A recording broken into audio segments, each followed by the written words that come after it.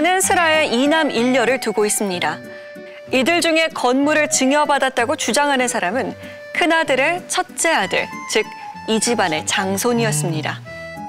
엄청 예뻐하셨죠. 진짜 다 해줬는데요. 다 해주고 결혼한다고 아파트도 사주고 뭐 이런 차도 그것도 다 대주시고 유학 가고 이런 건 다 할아버지 도움으로 받았는데요. 특별히 이뻐하셨다고 저도 생각해요. 제가 보기에도 그렇고.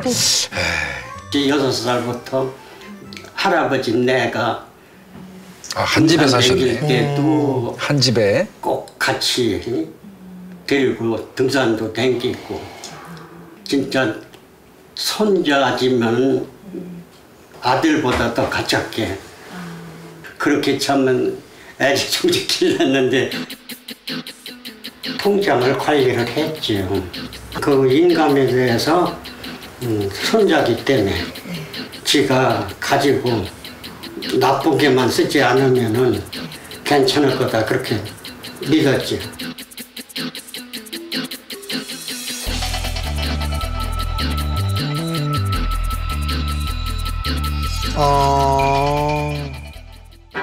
그렇게 자식보다 더 믿고 의지했던 손자이기에 할아버지 재산 중 하나인 월미도 숙박시설의 운영권을 줬었고요. 부천에 있는 6층짜리 상가 건물은 구입할 때부터 지분의 반을 손주 이름으로 해줬습니다. 뿐만 아니라 이 건물에서 나오는 임대료 통장까지도 손주에게 주었다고 하는데요. 이미 엄청난 걸 주셨네요. 그러니까요. 이런 건물은 얼마 쓰라? 45%. 여기 1층에 5개인가? 하나, 둘, 셋, 넷, 5개고요. 지하가 2칸인가 2개 있고 3, 4, 5 이렇게 해가지고. 와. 여기는 저기 세입자 나가지도 않아. 차가 그렇게 오래 있어요. 즉 할아버지 재산 중 2가지를 이미 손자 몫으로 넘겨준 상태인데 남은 건물 하나의 지분까지도 손자가 욕심을 냈다는 겁니다. 야, 여기까지만 듣고는 좀 손자가 좀 그러네요. 과연 이 건물의 통장에는 얼마나 남아있을까요? 이게 관리 통장인데 여기 통장에 잔고가 없어요. 네? 아니 상가가 여러 개라며요. 할아버지가 현재 살고 있는 이 건물에서는 3천만 원에 가까운 임대료가 매달 들어오는데 확인을 해봤더니 1,300만 원이 남아 있었다는 겁니다. 그 많던 임대료는 다 어디로 간 걸까요? 그 임대료를 이제 뭐 공과금 이런 거 다 쓰고 그리고 저기 또 요양보호사 이런 것도 다 월급 다 거기서 나가고 예. 그리고 이제 세금이 뭐 한 1년에 한 6천만 원씩 나가 한 번에. 임대료 통장에 월 2,800만 원 정도 돈이 들어오면 그 건물을 사신 지 한 8년 정도 되셨는데 그래도 몇 억은 남아 있어야 되는 거 아닌가요?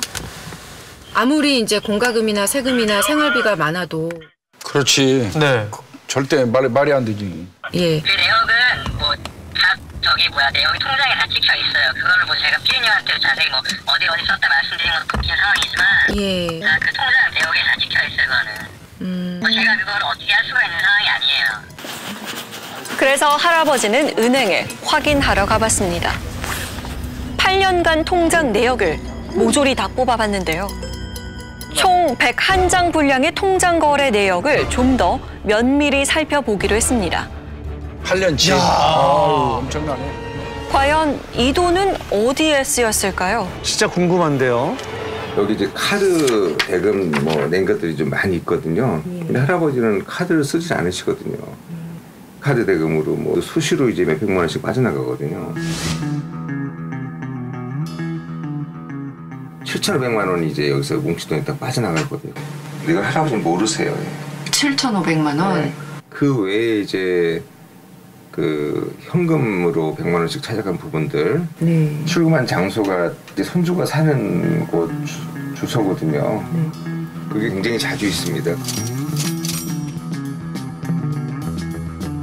분석 결과 지난 8년간 임대료로 들어온 총 금액은 31억여 원. 실제 건물 관리 및 할아버지 앞으로 들어간 금액으로 보이는 건 9억 원 가량으로 추정되는데요. 그러면 도대체 나머지 금액은 어디로 간 걸까요? 손자기 때문에 그냥 믿었죠. 어차피 이 재산은 내가 가지고 있다가 두고 가는 거니까. 할아버지 통장이라든지 모든 걸 가지고 있던 씨가 꽃감 빼먹듯이 그냥 통장에서 돈을 임의대로 막 인출해 쓴 거거든요. 어차피 빼간 거잖아요. 횡령이잖아요. 횡령이 되는데 그 친족 상도례이기 때문에 할아버지와 손자관계 때문에 아무리 많이 빼가도 형법상 처벌이 안 되는 거예요. 그렇지, 안 되죠. 그러니까 할아버지가 이제 많이 억울한 거죠. 맞아요. 친족 상도례. 친족 간의 재산 문제는 친족끼리 해결하라며 사기, 횡령, 배임 등의 재산 범죄에 대해 형벌을 면제해 주는 것인데요. 사실 이 건물의 주인은 따로 생각해둔 사람이 있었습니다. 바로 할아버지의 막내 아들인데요. 막내는 할아버지에게 아픈 손가락이라고 합니다. 지내셨어요? 다 맛있게 드셨어요? 점심에 뭐 드셨어요? 저기 소바 사다 먹었어. 소바 드셨어요? 막내 아들은 군대에서 구타를 당한 이후 건강에 이상이 생겼고 이후 지금까지 몸이 아파 경제 활동은 지속하기가 어려웠다고 합니다.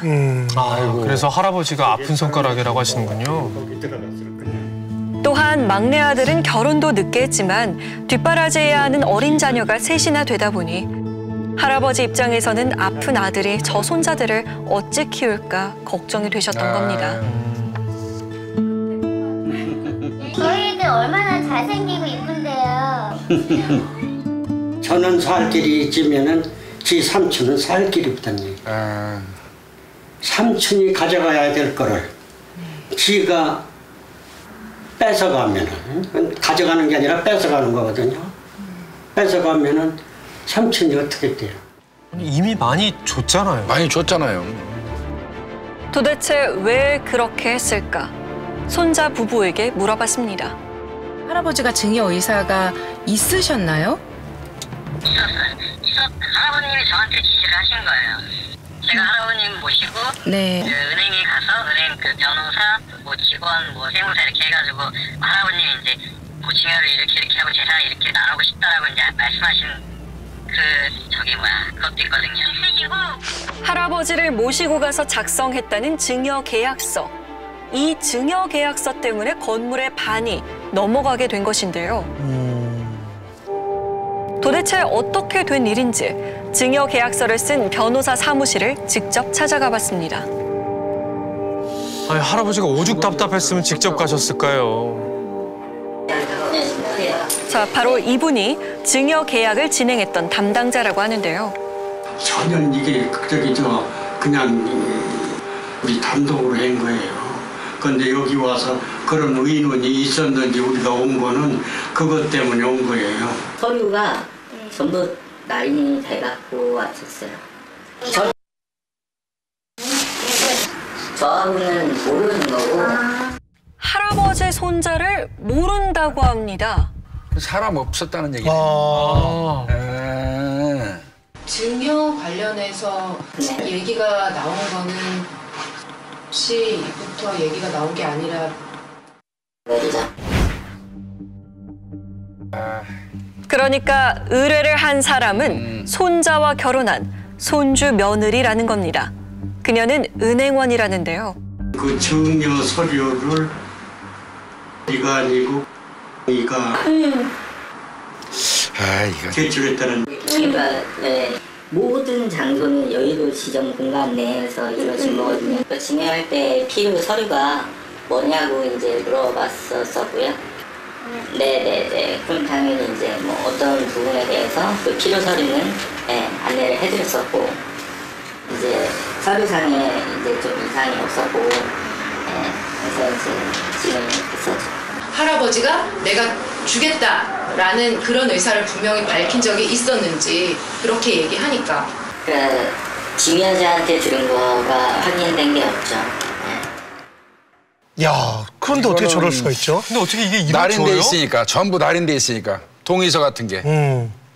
어르신한테 전하던 그 저기 뭐야 만나기 전? 직접 뭐 은행에서 뭐 오셨을 때 만나뵀던 뭐 그런 어디서 만난 적도 없다는 거잖아요. 그렇죠. 증여인이 증여 의사가 있었는지 여부를 받는 분에게만 확인을 하신 거네요? 네, 그렇죠. 네, 그렇죠. 이건 말이 안 되는 거야. 결국 건물을 주는 사람도 받는 사람도 없는 상태에서 서류만으로 증여가 됐다는 겁니다. 참담하죠. 해주지도 않은 거를 해준 걸로 그렇게. 그게 이제 당사자가 라는 게 더 참담한 거죠. 법 자체가 허점된 법이 많이 있기 때문에 그걸 악용을 하는 거가 그게 잘못된 거죠. 인감 도장만 있으면 다 위조할 수 있어요. 왜냐하면 증여 계약서도 서명이 필요한 게 아니니까 도장 찍으면 되는 거고, 등기 권리증이 없어도 본인 확인 서면에 본인의 인감 도장을 찍으면 되니까. 그러니까 인감 도장이라는 제도가 어떻게 보면 되게 위험한 거죠, 사실은. 만약에 뭐 등기소 가게 하려면 뭐 서명 날인해야 된다라는 어떤 조항이 있다든지, 그러면 서명해야 되는데 우리나라는 그런 게 없으니까. 그동안 손자내외는 할아버지 덕분에 경제적 어려움 없이 풍요로운 삶을 산 것으로 보이는데요. 1년에 뭐 수없이 그렇게 해외여행을 다니고 화려하게 살죠. 해외여행을 그렇게 거의 한 달에 한 번씩 갈 정도고 뭉청뭉청 쓰고. 그래도 축하하네. 막내 아들을 주겠다. 그러면 돌려드리는 게 맞지 않나요? 할아버지 재산이잖아요. 그거는 피디님이 다 판단하실 문제는 아니신 것 같고요. 예. 내놓으라 그러면은 예. 이걸 저희가 내놔야 되는 거예요? 이거는 저희가 재판을 통해서 가려야 될 부분이기는 한데. 예. 야. 모든 상황들이 할아버지가 증여 의사가 없었던 걸 보여주고 있지만 서류에는 이미 인감 도장이 찍힌 상황이기 때문에 재판에서 난항이 예상됩니다. 살면서 손자에게 돈이 아닌 다른 걸 줬으면 어땠을까? 돌아보니 후회가 남습니다. 그거는 어디까지 본인 책임이 아니라 양육한 사람의 잘못이 컸기 때문에 걔에다 모든 거를 잘못으로 떠넘기기는 내가 잘못한 게 너무 많아서 나는 귀여워할 줄만 알았지 인지교육을 못 시킨 것이 내 잘못이다 그렇게 생각하고 있어요. 자체가 싫은. 할아버지가 바라는 건 손주가 벌을 받는 게 아니라 자신의 잘못을 진정으로 깨닫는 것이라고 합니다. 나중에 보니 나의 통장이, 나중에 보니 나의 건물이, 나중에 보니 나의 재산이 이렇게 넘어가 있더라. 이런 부분은 보통 우리가 노년기 중심으로 보자면 노인학대 영역에 들어가고 그중에서도 경제적 학대에 들어가거든요. 이를테면 인감을 함부로 쓴다든지. 저는 재산이 칼보다 강하다고 생각해요. 더 잔인하게 찢어요.